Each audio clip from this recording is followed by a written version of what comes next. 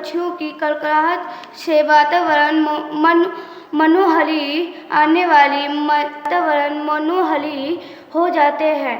इस मौसम में आम के पेड़ पर आने वाली मंजरी मन को लुभाती है। इस ऋतु में फसल पककर तैयार हो जाती है।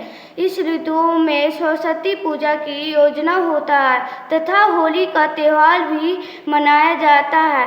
वसंत ऋतु अति महत्वपूर्ण ऋतु है क्योंकि यह प्राकृतिक तथा सदा जीव को नया जीवन प्रदान करती है और इस ऋतु में लोग अपेक्षाकृत कम बीमार पड़ते हैं। सभी पक्षी भी स्वस्थ नजर आते हैं क्योंकि इस बसंत ऋतु कहते हैं। नमस्कार दोस्तों, मेरा नाम शिकनी कुमारी है। मैं सरदार पटेल इंटर विद्यालय कोननपुर में 9वीं कक्षा की छात्रा हूँ। रेडियो बचपन के इस एपिसोड में आपका स्वागत करती हूँ। ये कार्यक्रम सदैव समाप्ति संस्था के सहयोग से सरदार पटेल इंटर विद्यालय कोननपुर प्रस्तुति की है। अरे मुस्कान, देखती हो हमारा विद्यालय प्रांगण किस तरह पूरे पत्तों से बिखरा पड़ा हुआ है। चारों तरफ केवल पत्ते ही पत्ते दिख रहे हैं और मानो ये पेड़ जितने भी हैं ये सब पुष्प वर्षा कर रहे हैं। लेकिन मुस्कान, एक बात मुझे समझ में नहीं आई, ये पेड़ अपने पत्ते क्यों बिखेर देते हैं? और जब ये पत्ते बिखेर देंगे तो ये अपना भोजन बनाएंगे कैसे? क्योंकि मैंने तो पढ़ा था विज्ञान में कि पेड़ अपने भोजन पत्तों की सहायता से ही बनाते हैं। तो अगर ये पत्ते बिखेर देंगे तो फिर ये अपना भोजन बनाएंगी कैसे? इस समस्या का समाधान तो कविता दीदी ही कर सकती हैं। चलो उनके पास। नमस्ते दीदी। ये कैसा मौसम आ गया? इस मौसम में सारा पेड़ के पत्ते गिर रहे हैं, क्यों गिर रहे हैं? अच्छा, इस मौसम के बारे में बात करें। ये जो है मौसम, इसको बसंत ऋतु बोलते हैं। इस ऋतु में पेड़ के सारे पत्ते जो हैं, पेड़ के सारे पत्ते गिरने लगते हैं। क्यों गिरने लगते हैं? इसका कारण तो बहुत सारा है, लेकिन अगर साइंटिफिक रीज़न हम आपको दें उसके लिए है कि सीजन इसके बाद बदलता है। ठीक है, इसके बाद सीजन बदलेगा। इसके बाद ठंडा था पहले, अब गर्मी आ रहा है। तो क्या है कि पेड़ को पानी की ज़रूरत अधिक पड़ेगी गर्मी के दिनों में। ठंडे के दिनों में पानी की आवश्यकता कम थी उसको, इसलिए वो अपना पेड़ अपने पत्ते को रखे हुए थे। लेकिन अब है कि गर्मी का मौसम आ रहा है, उसको पानी की ज़रूरत ज़्यादा पड़ेगी, तो इस वजह से वो अपने पत्ते को गिरा रही है। इसलिए अगर वो पत्ते को नहीं गिराएगी तो प्रकाश संश्लेषण की क्रिया के द्वारा पेड़ का जो पत्ता है अपना सारा पानी खो देगा। इससे क्या होगा, पेड़ को जो जड़ है उसका ज़मीन में, उसको पानी की ज़रूरत रहेगी तो पूर्ति तो होगी नहीं, क्योंकि प्रकाश संश्लेषण के द्वारा पेड़ जो है सारा पानी खो देगा पत्ते के द्वारा। तो इस वजह से पत्ता गिरा देता है। अगर पत्ता रहेगा नहीं तो प्रकाश संश्लेषण होगी नहीं, क्रिया कम होगी तो प्रकाश संश्लेषण की क्रिया होगी लेकिन कम होगी। उसके वजह से पानी का खपत कम जाएगा। ठीक है, तो इसी वजह से अपना पत्ता वो गिरा दे रही है आगे अपना ज़िंदगी जीने के लिए। तो पेड़ पानी के बिना, यही रीज़न। अच्छा, ऐसा बात है। तब तो इनको पत्ते गिराना जरूरी होता है। हाँ, इनको पत्ते गिराना जरूरी होता है। तभी तो हम आपसे पूछ रहे थे।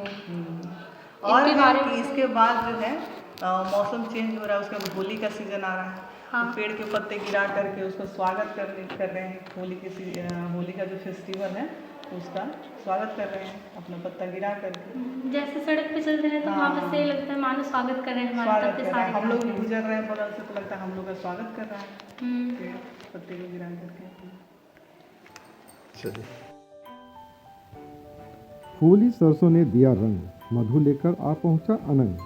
मधु बधुसा पुलकित अंग अंग। ये पंक्तियाँ सुभद्रा कुमारी चौहान की हैं, जिनसे वह बसंत का मनोहारी रूप चित्रित करती है। वास्तव में पीला रंग, मधुमय वातावरण, खिली हुई प्रकृति, उमंग और उल्लास से भरी वधु की तरह सजी धरती। जब भी हम बसंत की कल्पना करते हैं कुछ ऐसे ही भाव हमारे मन मस्तिष्क में आ जाते हैं। बसंत के इसी रूप को हमारे प्राचीन कवियों ने भी गाया है और आधुनिक कवियों ने भी। पंचम सुर में गाती कोयल, गुनगुनाते भौरे, मदहोश करती आम्र मंजरियाँ, चहकते बिहग फूलों से भरी संपूर्ण प्रकृति बसंत के अनिवार्य उपकरण है। इनके बिना हम इसकी कल्पना भी नहीं कर सकते। इन स्थूल उपकरणों के साथ साथ बसंत जवानी और दीवानगी का भी नाम है। किसी पर उत्सर्ग हो जाने के भाव का नाम ही बसंत है। चाहे वो कोई भी हमारा प्रिय हो सकता है, या कोई आदर्श, या फिर राष्ट्र भी हो सकता है। देश पर उत्सर्ग होने वाले बलिदानियों के चोले का रंग भी बसंती है, यानी घनघोर रोमानियत से लेकर उत्सर्ग से भरी बहादुरी तक का नाम ही बसंत है। किसी भी ऋतु में इतना वैविध्य और विस्तार नहीं है जितना कि बसंत में है। यह अन्य ऋतुओं की तरह ठस और एक रस नहीं है, इसीलिए इसकी अवधि सभी ऋतुओं में सबसे कम है। धरती पर यह कुछ दिनों के लिए आता है, उसी तरह हमारे जीवन में भी बसंत थोड़े दिन ही रहता है। स्वर्ग इसलिए तो स्वर्ग है क्योंकि वहाँ 12 महीने बसंत रहता है। वहाँ रहने वाले मनुष्य नहीं देवता होते हैं, क्योंकि उनके जीवन में हमेशा बसंत रहता है। वहाँ की स्त्रियाँ इसलिए अप्सराएं हैं क्योंकि वो कभी वृद्ध नहीं होती। मानव जीवन में युवा काल को ही बसंत कहा गया है। आइए अब हम सुनते हैं एक गीत जो बसंत पंचमी पर आधारित है।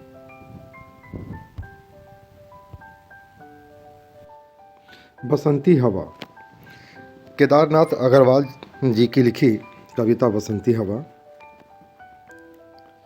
हवा हूँ हवा में बसंती हवा हूँ, सुनो बात मेरी अनोखी हवा हूँ। बड़ी बावली हूँ बड़ी मस्त मौला, नहीं कुछ फिक्र है बड़ी ही निडर हूँ।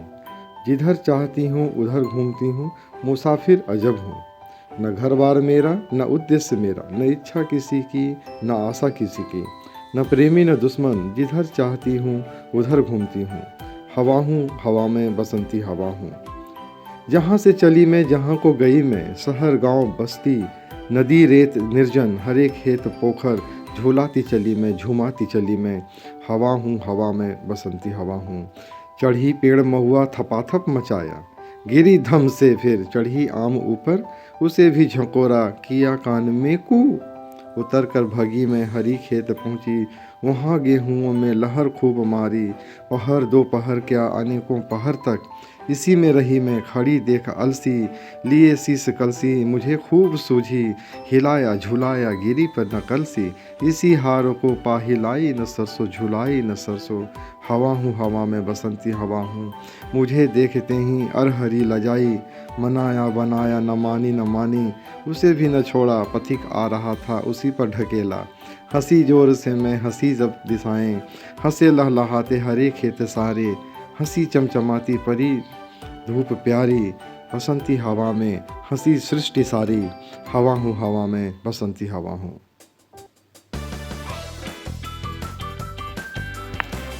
अच्छा दोस्तों, अब आपसे विदा लेने का समय आ गया है। हम फिर मिलेंगे अपने अगले एपिसोड में। नेहा की तरफ से प्यार भरा नमस्कार।